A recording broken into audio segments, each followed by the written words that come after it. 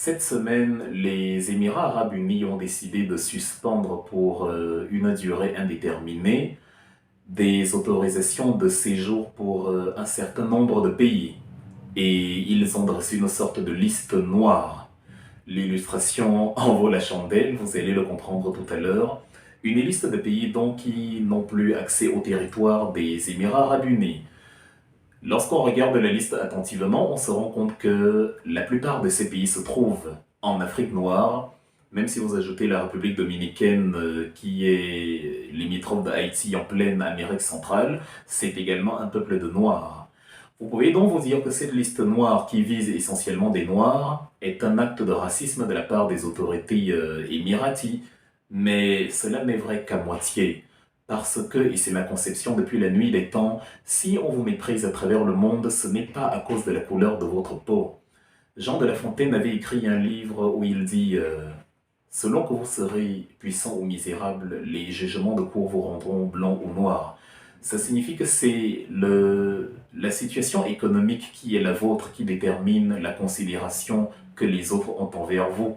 Il y a quelques décennies, on se moquait encore des Chinois parce qu'ils avaient les yeux bridés. Mais aujourd'hui, plus personne ne se moque des yeux bridés des Chinois parce qu'ils sont forts économiquement depuis Deng Xiaoping, les années 80. Quand vous arrivez à Paris, au boulevard Haussmann, vous trouvez l'un des centres commerciaux les plus emblématiques de la capitale, les Galeries Lafayette. La principale clientèle des Galeries Lafayette est une clientèle chinoise parce que justement les Chinois ont le porte-monnaie, ils sont puissants. C'est le pays au monde avec le plus grand nombre de millionnaires. Donc, il faut être puissant et même si vous êtes bleu, personne ne vous méprisera. Les Japonais ont utilisé les femmes coréennes comme rampe de soulagement et comme prostituées de guerre pendant justement la Deuxième Guerre mondiale. Mais aujourd'hui, la Corée du Sud, aux côtés du Japon, fait partie des 15 plus grandes puissances économiques mondiales en termes de PIB et donc on ne peut plus marcher sur la Corée. Ni sur la Corée du Sud, qui est une puissance économique, ni sur la Corée du Nord, qui est une puissance nucléaire. Donc, il faut être puissant. Les origines justement de cette décision ont été évoquées en filigrane, où on nous dit plus ou moins que c'est à cause des activités du Porti-Pota qui ont défrayé la chronique il y a quelques mois. Mais je tiens à souligner qu'il n'y a pas que les Africaines qu'on a retrouvées dedans, même si évidemment je ne conçois pas que c'est digne pour une femme africaine d'être traitée de la sorte et de se laisser traiter de la sorte, quelle que soit la somme promise. Mais vous voyez qu'on n'a pas dit aux Françaises qui étaient présentes justement également à ces activités qu'elles sont interdites de séjour parce que la France est une grande puissance. Elle fabrique les TGV, aux côtés du ICE allemand et du Shinkansen japonais, vous avez le train à grande vitesse français. Donc on ne va pas dire un Allemand, un Japonais ou un Suisse ou un Français, même s'il était dans le porte-à-pote que maintenant la France, l'Allemagne et la Suisse sont interdits de séjour à Dubaï parce que ce sont des grandes puissances. Ils envoient des fusées dans l'espace, ils envoient des hommes sur la station spatiale internationale, ils fabriquent des trains, des fusées, des satellites. Donc, ils sont de grandes puissances. Non, on est faible. Et il ne sert à rien d'être puissant à titre individuel. Je sais qu'il y a des milliardaires en Afrique. Tony Elumelu, Aliko Dangote, ce sont des Nigérians. Mais le Nigeria, dans sa globalité, reste un pays où le revenu par habitant est relativement faible. Et donc, l'économie est faible. Et donc, le passeport nigérian n'a toujours pas la puissance qu'il faut pour dominer à l'international. Voilà l'une des raisons. Le Cameroun, la Côte d'Ivoire a des footballeurs riches. Samuel Eto'o, Didier Drogba, George Weah pour le Libéria, vous avez des gens partout en Afrique qui, justement, à titre individuel, sont très riches. Cela n'empêche pas que la décision soit justement appliquée à tout le pays, parce que c'est tout le pays qui est pauvre. On ne vous déteste pas parce que vous êtes noir, vous devenez noir parce que vous êtes pauvre. Aux États-Unis, les Noirs sont moins bien traités que les Blancs, pourtant vous avez Beyoncé, Jay-Z, Kanye West, etc. Mais eux-mêmes subissent parfois des représailles d'un système qui est plus puissant qu'eux, parce que la communauté noire, elle est faible, elle est moins puissante que d'autres communautés, autant pour moi, qu'on respecte beaucoup plus. Donc, c'est une problématique générale, c'est un paradigme d'ensemble. Et l'une des raisons pour lesquelles on est faible, c'est à cause de l'imbécilité politique de nos dirigeants, évidemment. Prenez le cas du Cameroun qui est, sans surprise, dans cette fameuse liste, le secrétaire général à la présidente de la République, Ferdinand Gongo. qui a été inculpé dans une affaire impliquant les 180 milliards que le FMI avait octroyés au Cameroun pour justement la gestion de la pandémie du Covid-19, a fait l'objet d'un mandat d'amener il y a quelques jours. Mais il a estimé qu'il est au-dessus de la loi et donc on ne va pas l'incarcérer, on ne va même pas l'interroger. Le même Ferdinand Gongo est l'architecte principal de l'organisation totalement catastrophique de la Coupe d'Afrique des Nations qui devait se tenir en 2019 et qui finalement s'est tenue en 2021 et qui a englouti 3000 milliards. Regardez un pays qui n'a que 30 milliards de dollars de produits intérieurs bruts et qui engloutit 3000 milliards de francs CFA, c'est-à-dire à peu près 4 à 5 milliards de dollars. Le budget du Centre d'études de recherche nucléaire basé à Genève, le CERN, est de 1,5 milliard, même pas 1,2. Le centre de recherche nucléaire est justement l'élément dont on se sert pour procéder aux analyses avec l'accélérateur de particules pour voir comment les atomes réagissent à une certaine vitesse quand on les accélère à une vitesse proche de 300 000 km par seconde, c'est-à-dire la vitesse de la lumière. C'est également au CERN que Tim Berners-Lee, en 1989, au début des années 90, a créé justement le World Wide Web, le 3W, que vous utilisez tous les jours pour vos sites internet, pour vos campagnes en ligne. Donc, le Cameroun avait les moyens de financer un centre comme ça qui allait faire de lui une puissance scientifique, une puissance économique, une puissance technologique. Mais non, on l'a englouti dans l'absurde. Et donc, on est un pays faible et donc on figure dans la liste. Porte-hypota ou non, quand votre passeport est faible parce que votre économie est faible et donc votre politique est faible, on peut décider, quand on le veut, de balayer vos citoyens et de dire qu'ils n'ont plus accès à tel ou tel pays. On ne peut pas le faire avec les citoyens du Luxembourg, avec ceux du Liechtenstein, avec ceux des États-Unis d'Amérique. Non.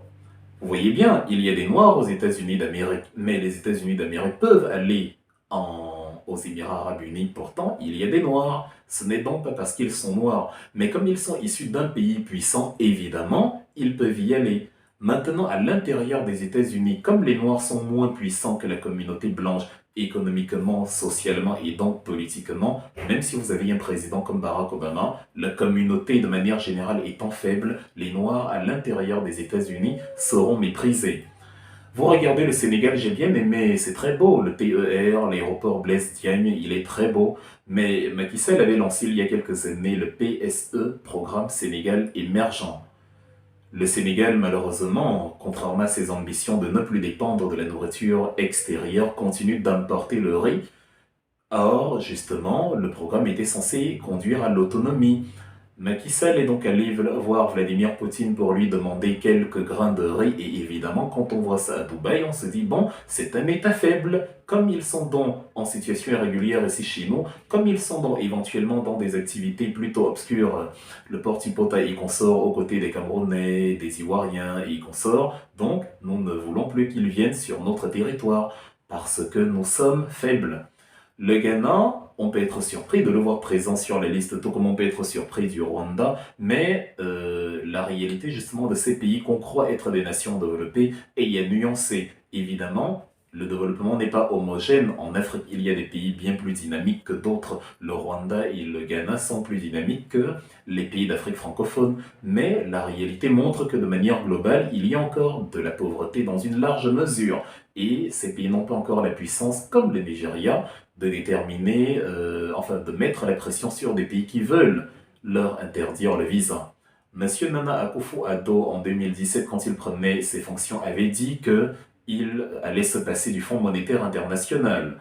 Mais il y a quelques jours, en fin juillet, Monsieur Addo annonce qu'il va aller encore demander de l'aide au FMI parce que justement les calculs économiques n'ont pas été les bons, parce que le pays justement n'a pas donné les résultats qu'il fallait et donc le Ghana reste un pays relativement, on ne va pas dire pauvre, mais peu prospère par rapport aux autres pays justement d'Occident, d'Amérique latine, d'Asie, d'Extrême-Orient et ce que vous voulez. Et donc, on peut justement faire des interdictions comme on fait là, sans craindre de représailles.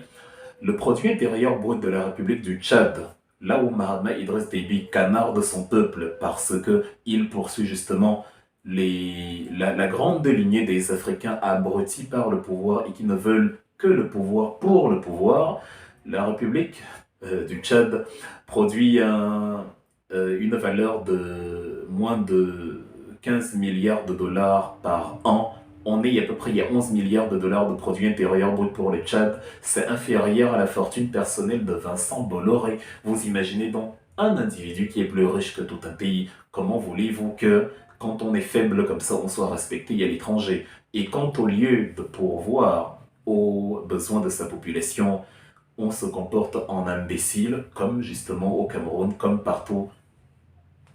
Donc, on se retrouve dans une situation de mépris international. Le produit intérieur brut du Cameroun est de 30 milliards de dollars en termes de produit intérieur brut nominal. Le produit intérieur brut de Dubaï est de 500 milliards de dollars. Il faut savoir qu'il y a 3 millions d'habitants à Dubaï et qu'il y a 30 millions d'habitants au Cameroun. Le Cameroun est donc 10 fois plus peuplé que Dubaï, mais c'est comme si vous aviez 3 personnes dans une pièce qui ont 500 euros, et dans la pièce d'à côté, vous avez 30 personnes qui ont 30 euros. Comment voulez-vous être respecté avec une telle faiblesse? Sauf que pendant que d'autres vont créer le CERN, d'autres vont créer le Centre d'études stratégiques, d'autres vont créer des industries, les Africains vont briller dans l'absurde, dans la mendicité. La Russie a décidé il y a quelques jours de fermer justement ses eaux et de se retirer de l'accord sur les céréales qu'ils avaient signé le 22 juillet à Istanbul, en Turquie, avec l'Ukraine, et qui permettait justement d'approvisionner le monde en céréales. Et on a envoyé le Sénégalais Macky Sall aller dire à la face du monde que l'Afrique est pauvre et a besoin de nourriture. Or, ce sont les Européens qui ont un problème avec la suspension de l'importation des céréales par la Russie, de l'exportation des céréales par la Russie. Et donc, l'idée qu'on renvoie, l'Afrique pauvre, c'est justement ce qui conduit de fil en aiguille d'autres pays à considérer qu'ils peuvent faire de vous ce qu'ils veulent quand ils veulent parce que vous êtes pauvre. Même si dans la réalité on est riche et que ce sont les mauvais calculs économiques dont l'imbécilité politique de nos dirigeants qui empêchent l'Afrique de décoller. Ce n'est ni le teint, ni la taille, ni la grosseur de vos joues, la largeur de votre nez, rien de tout ça. Nous sommes faibles et donc nous sommes méprisés. À partir du moment où on aura compris cela, on nous respectera.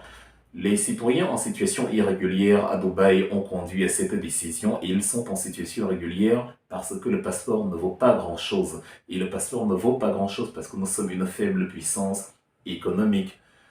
Ils sont justement dans des actes, je résume, dans des actes plutôt abjects où on les fait s'accoupler avec des animaux, de la même manière que les soldats de l'opération Sangaris avaient conduit des petites filles à s'accoupler avec des animaux en Centrafrique il y a quelques années, mais là est un autre sujet. Mais en tout cas, on traite l'Africain de cette façon parce qu'on a assimilé qu'à cause de sa faiblesse, il ne peut pas riposter. On le traite donc comme un animal et on lui rappelle tout le temps qu'il est un animal et de fil en aiguille, on ne le respecte pas. Si nous devenons puissants, quand nous parlons de panafricanisme, ce n'est pas pour dire les Français, les Américains sont des méchants et que des voyous politiques comme Mahatma Idriss Déby ou Paul Biya sont des entités modèles dont doivent s'inspirer les générations futures. Absolument pas. La pire chose que je dirais à mes enfants, c'est de s'inspirer de nos dirigeants d'Afrique francophone actuels. Il faut faire preuve d'une grande stupidité historique pour sombrer dans ce genre de délire. Donc non. Mais c'est justement leur politique qui nous conduisent à ce type de situation. Nous devons donc changer de paradigme, nous devons donc comprendre où sont nos intérêts, nous devons donc comprendre que la Russie doit être globale pour que l'Afrique soit respectée demain. La Coupe du Monde au Qatar commence dans quelques jours et donc les Qataris, les Dubaïotes, les Émirats Arabes Unis voisins du Qatar ne veulent pas justement voir leur réputation salie par et des sans-papiers, et des prostituées, et des gens qui à leurs yeux sont des sous-hommes, parce que nous sommes faibles économiquement. La Chine est le premier réservoir de millionnaires au monde, l'Afrique est le premier réservoir d'immigration clandestine au monde. Ça fait donc que nous ne pouvons pas riposter pour l'instant. Nous devons donc répondre par la création scientifique, la création technologique, la projection d'avenir, en un mot, la prospective, et arrêter justement d'aller supplier autrui pour avoir de la nourriture. surtout que ce sont les grandes puissances occidentales qui, pour leurs intérêts, se servent parfois des Africains pour donner une impression selon laquelle c'est l'Afrique qui va subir de X, qui va subir le plus des conséquences de X ou Y sanctions, comme on nous a dit pendant le Covid que l'Afrique doit se préparer au pire, alors que ce sont les autres qui ont subi le Covid de plein fouet, et l'Afrique où les mesures de protection étaient bien moindres, a su résister par notre dynamisme de la jeunesse, du climat et tout ce que vous voulez, dont l'Afrique a des potentialités qui peuvent nous permettre de résister à ce à quoi les Européens, eux, ne résistent pas. Nous devons donc tirer une leçon de cela et grandir à partir de là. Je vous invite à vous abonner à cette nouvelle page, donc Wilfried et Kanga, qui est désormais mon unique page officielle, à vous abonner, à partager cette vidéo et à inciter vos amis, vos connaissances à vous y abonner. Nous allons y diffuser énormément de contenu sur justement la géopolitique mondiale, sur l'actualité africaine, quel que soit le pays, sur voilà les paradigmes internationaux.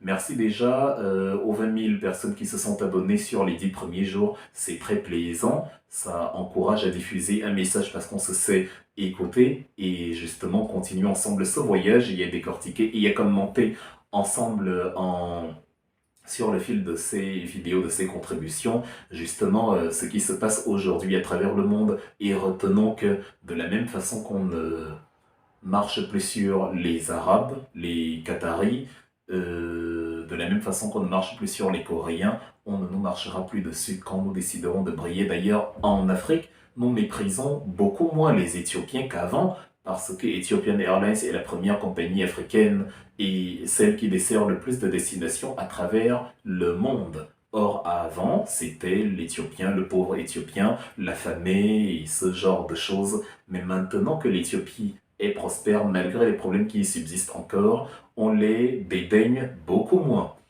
Nous allons donc sortir de cette problématique de victimisation raciale quand nous aurons compris que c'est la pauvreté qui rend noir. Même les petits hommes verts seraient respectés si, en débarquant sur Terre, ils prouvaient aux terriens que leur technologie est supérieure à la nôtre. C'est simplement s'ils viennent demander la nourriture que ça deviendra un péché d'être vert. Quel est donc le vert que les Africains choisissent? Est-ce le vert justement de la puissance ou le vert de la moisissure?